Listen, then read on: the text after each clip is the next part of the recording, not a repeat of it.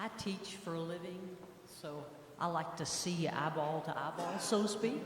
So if you'll tolerate that a little bit. And so since part of my responsibility is sharing, I thought I would give you a little history lesson today.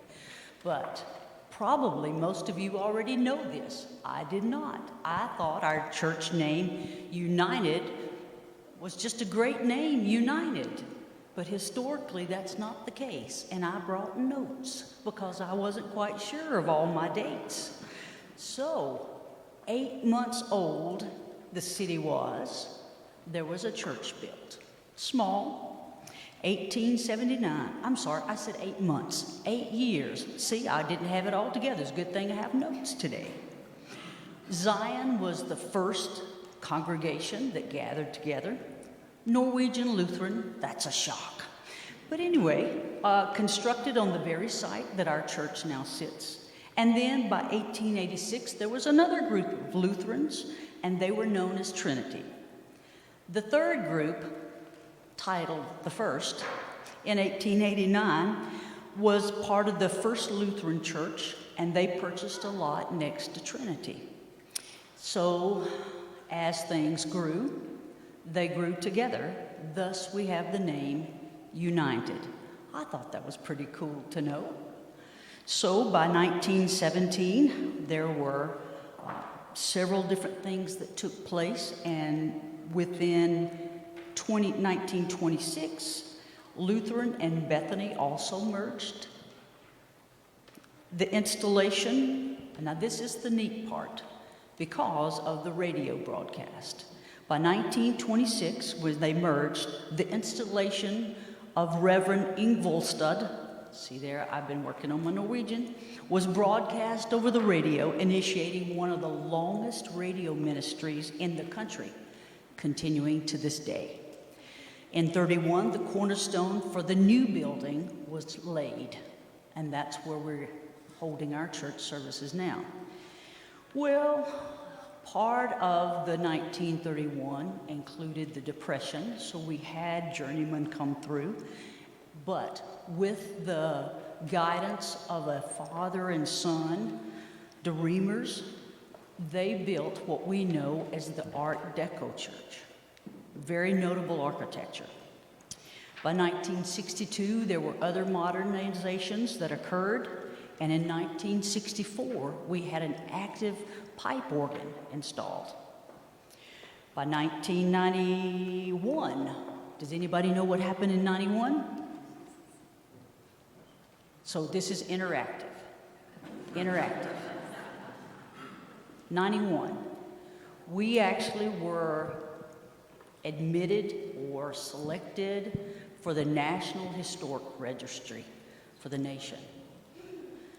Well, since that time, and I probably can put a few notes down now because I at least have a good idea of what was happening, we have had lots of updates. And also, the flood came in 97, but we've had the United Daycare added. March of 2003, Light of the World was added as well. And one of the things that's probably most important is for us to remember our history. In remembering history, we can also look ahead. So a couple of things I want to reflect on, in addition to what I've mentioned historically, is that we have continued to update our church building. We got new lights and sound and technology. We're streaming today, I hope not, but we probably are. And of course, the radio broadcast.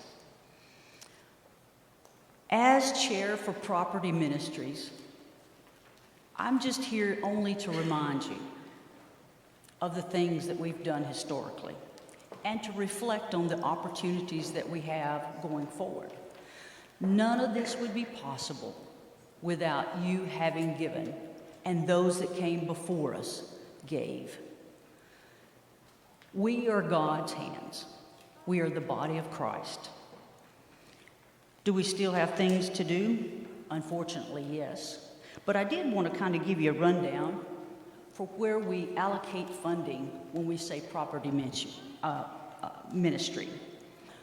Our supplies, cleaning supplies, custodial. We like heat in the winter and cool in the summer. We're paying the bills. Water, insurance, and we have boiler maintenance every time the elevator goes out, that we take care of that too. And I'm sure no one wants to actually hear about the snow removal, but I will mention that. That's probably the largest of the costs associated with the property ministry. You know, costs are very much something we're aware of at home, in my home. There's only one paycheck going into the bank, so we try to make sure that all the needs are met. And it's the same here. Costs have risen here. And by people giving, being the hands and body of Christ, we meet those needs. The graciousness and thankfulness that we have in taking care of God's building and God's work, all the ministries, not just properties, but we give to support because we believe in that. We are the body of Christ. It costs nothing to be kind, and Pastor Carla already stole my time, talents, and treasure comment, but I'll keep going.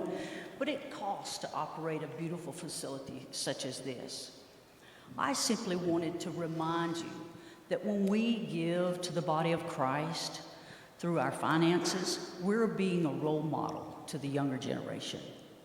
I told, this is kind of a little different thought, but it's the same point to be a role model. I assisted in taking care of my mom, so I have 5 nephews and a goddaughter. But those nephews needed to see what it was like to take care of a parent. And it's the same way with the body of Christ.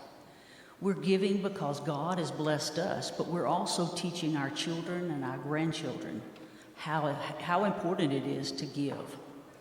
And it's not just about the monies. It's about time. I know lots of ladies and gentlemen who come nearly every day and give of their time here in the church.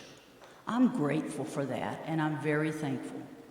So my last comment is just to simply remind us that we are role models and we have responsibilities.